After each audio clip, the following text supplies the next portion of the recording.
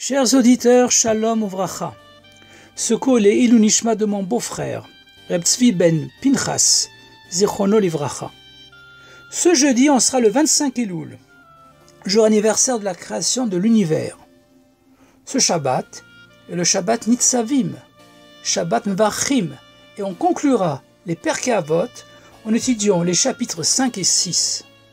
Lundi prochain, on sera le 29 Elul, anniversaire de la naissance du Tzemar Tzedek, le troisième rabbi de Chabad, et veille des 2 jours de Rosh Hashanah, 5782, qui est une année de Shemitah, de repos shabbatique de la terre d'Israël, tous les 7 ans. Le Shabbat Nitzavim est le dernier Shabbat avant Rosh Hashanah. Le Yom Yom du 25 Elul rapporte que lorsque l'Admor HaZaken était à Mezrich, il a appris de son maître, le Maguide, que le mois de Tishri est béni par Hachem lui-même. Le dernier Shabbat du mois d'Elul, le Shabbat Mevachim. C'est d'ailleurs ce qui donne à Israël la force de bénir les 11 autres mois de l'année.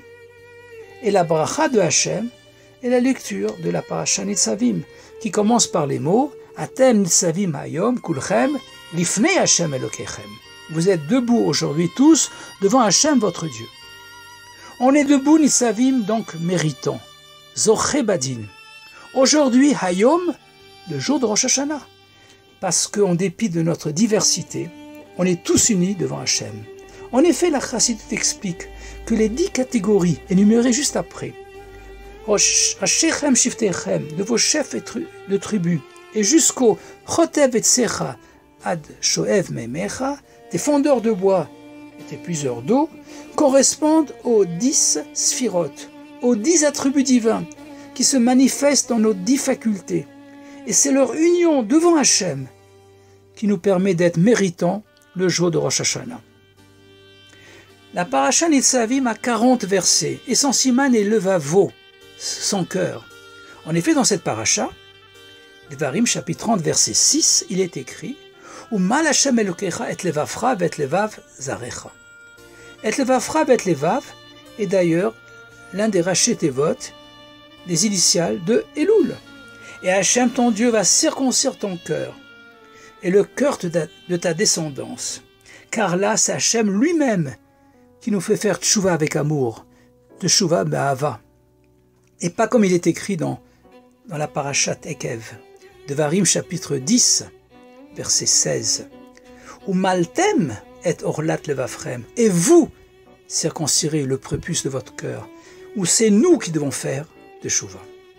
Donc, la parasha Nitzavim représente le niveau de supériorité des Bnei Israël par leur essence même, tels qu'ils ont été créés par Hachem, ou grâce à l'intervention de Hachem. Mardi prochain, donc dès lundi soir, et mercredi sont les 2 jours de Rosh Hashanah 5782. Et on veillera à ce que tous, hommes et femmes, écoutent les sonneries du shofar, aussi bien le mardi que le mercredi. Dans la Sikha, le discours de la veille de Rosh Hashanah 5740, le rabbi rapporte, au nom du rabbi précédent, le rabbi Rayatz, que peu de temps après la naissance du Tzemar Tzedek, la veille de Rosh Hashanah 5549, en 1788, l'Admor HaZaken, son grand-père, a dit un mamar dont le contenu devait constituer les 3 premiers chapitres du Sefer HaTanya HaKadosh, le Sefer Shel Beinonim.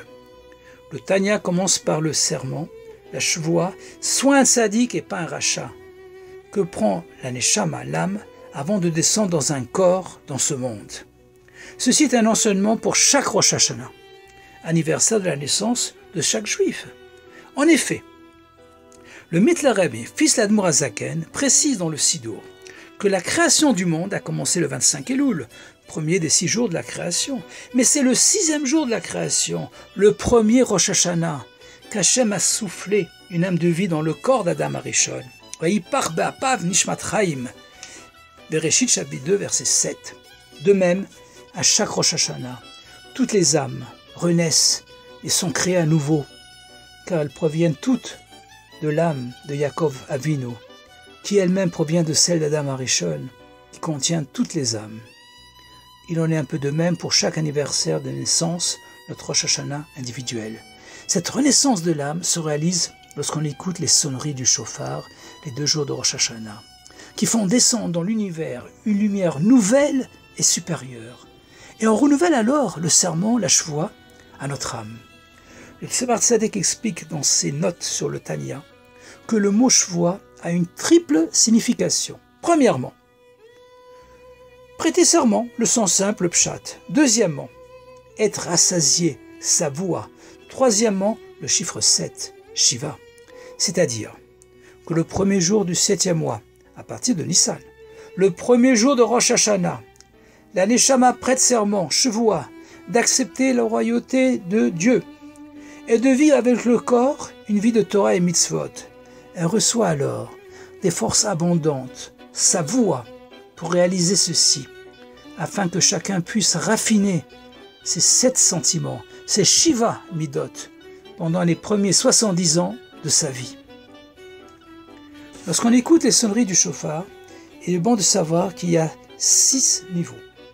Le premier niveau, qui correspond au pshat, est la mitzvah d'écouter le shofar, la mitzvah 170 du Sefer Mitzvah du Rambam, comme il est écrit dans Bamidbar, chapitre 29, verset 1, de la paracha Pinchas, Uva Chodesh Hashvi, Ve'echad la Chodesh, Yom 3, Yelachem. Le 7e mois, le premier jour du mois, sera pour vous un jour de sonnerie. C'est un décret, Gzerat HaKatuv, donc sans raison. Comme pour le shofar, on accepte avec soumission les autres mitzvot de la Torah. C'est pourquoi on a l'habitude à Rosh Hashanah de prendre la décision d'accomplir une nouvelle mitzvah ou un nouveau hidur mitzvah, embellissement d'une mitzvah, comme on le fait d'ailleurs le jour de l'anniversaire de notre naissance, notre Rosh Hashanah individuel.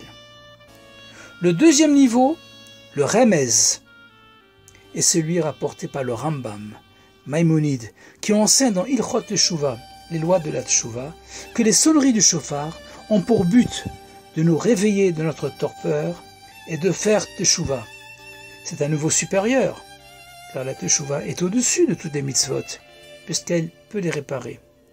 Le Rambam d'ailleurs ne compte pas la Teshuvah parmi les 613 mitzvot. Le troisième niveau, le Drush, est rapporté dans la Gemara Rosh Hashanah 16a. Imru lefanai malchuyot, kedei shetamlucheni aleichem, uvame beshofar. Proclamez devant moi des royautés, afin de me faire régner sur vous. Et avec quoi? Avec le shofar. Donc, comme pour un roi, par les sonneries du shofar, on couronne Dieu roi de l'univers. Il s'agit d'un niveau plus haut que la Teshuvah, le niveau d'annulation de son essence, bitul atzmi.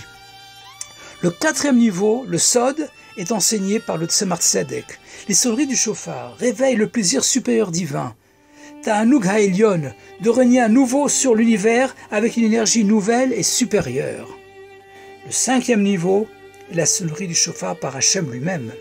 Lors du don de la Torah au mont Sinaï, à Matan Torah, le shofar utilisé était alors la corne gauche du bélier, du haïl, offert par Avram à la place de son fils Yitzhak.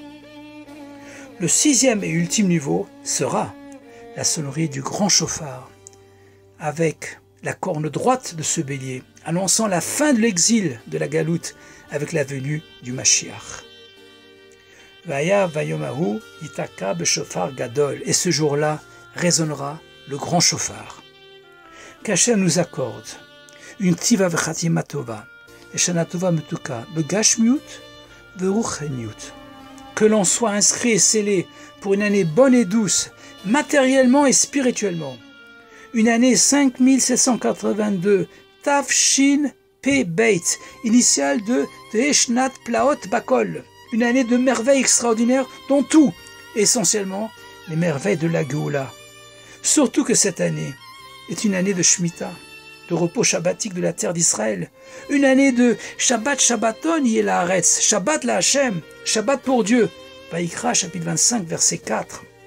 Une année où le miséricordieux nous fera hériter du jour qui est entièrement Shabbat et repos pour l'éternité, Arachaman, ou Yanchilenu, le Yom Shekulo Shabbat, ou Menucha, le Chayei Haolamim, avec le dévoilement du Rabbi Melech HaMashiach Miad Mamash, Yachi Adoneinu, Morenu Verabbeinu, Melech HaMashiach L'Olam Vaed, Shabbat Shalom, Gute Shabbos, Gut Yom Tov, et à bientôt dans le troisième Beit HaMikdash.